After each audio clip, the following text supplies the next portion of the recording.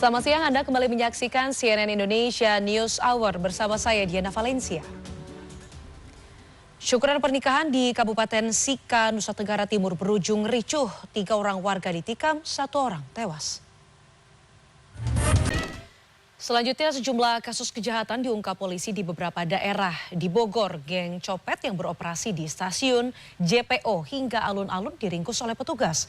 Sementara itu di lokasi lainnya di Sumedang, polisi mengamankan seseorang yang mengaku sebagai dukun pengganda uang. Tak terima disalib saat lomba gerak jalan, 2 regu peserta lomba gerak jalan terlibat keributan di jalan raya. Video keributan ini pun beredar di media sosial. Sementara itu di tempat yang berbeda, keributan terjadi di sebuah pesta syukuran pernikahan hingga berujung tewasnya salah satu anggota keluarga. Polisi pun menangkap 9 orang yang diduga terlibat penganiayaan.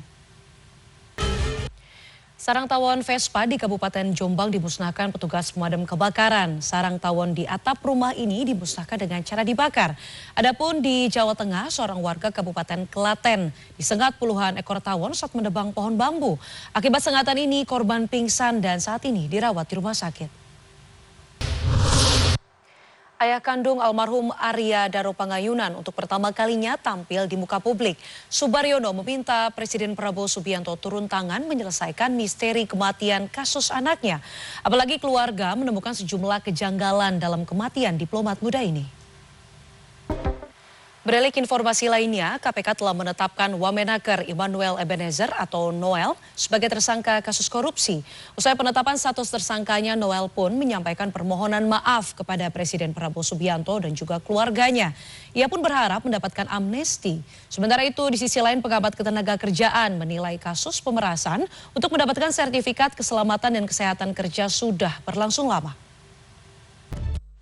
Peringatan HUT Kemerdekaan Indonesia membawa berkah tersendiri bagi jasa penyewaan baju adat. Sesaat lagi selengkapnya di sini. PT Dirgantara Indonesia merayakan hari jadi ke-49 dengan menggelar berbagai kegiatan. Salah satunya lewat pengembangan sumber pangan sorghum. Dan langkah ini diharapkan ikut membangun ketahanan pangan nasional. Indonesia di bulan Agustus ini membawa berkah tersendiri bagi jasa penyewaan baju adat di Kota Pasuruan, Jawa Timur. Pemilik jasa penyewaan baju adat bisa meraup keuntungan hingga 50 juta rupiah. Sementara itu seorang pengusaha UMKM di Yogyakarta meraup cuan dari produk kerajinan tangan karena memanfaatkan bahan baku dari alam sekitar dan mengusung konsep storytelling.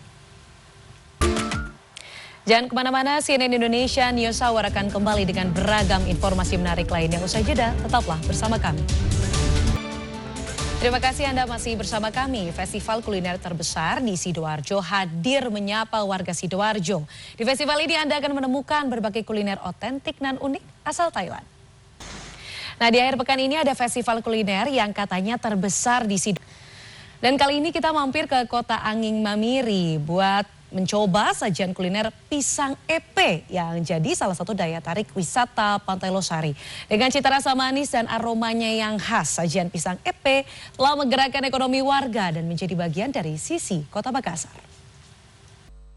Dari informasi tadi sekaligus menutup CNN Indonesia News Hour pada hari ini. Saya Diana Valencia pamit, selamat siang, sampai jumpa.